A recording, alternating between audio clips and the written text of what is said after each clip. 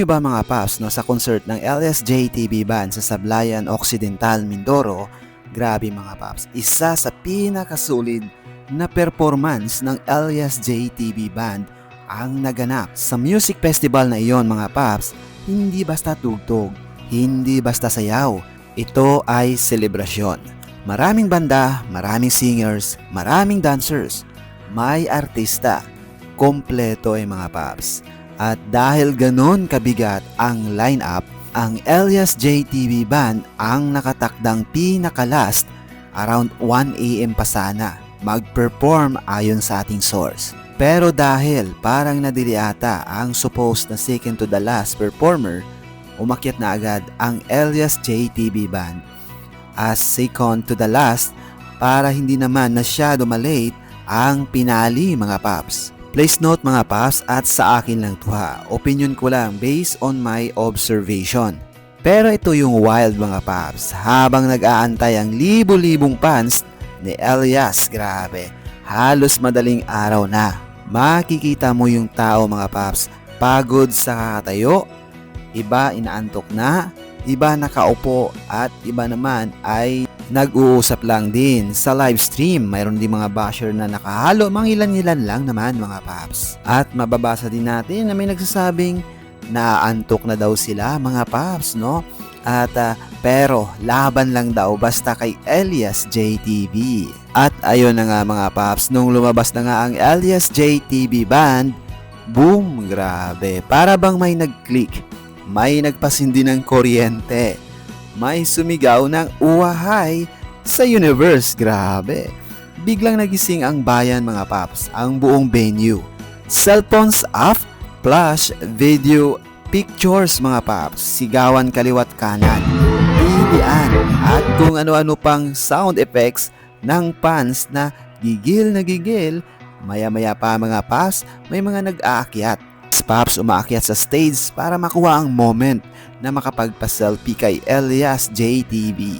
Hindi mo talaga mapipigilan mga paps. Love nila eh. At hindi lang fans ang gising mga paps. Aba naman pati si Yorme, no, ng Sablayan Mindoro mga paps. Mismo, grabe, todo suporta kay Uhay, Elias at sa banda mga paps. Sumabay pa sa signature dance. Hindi nagpahuli mga paps.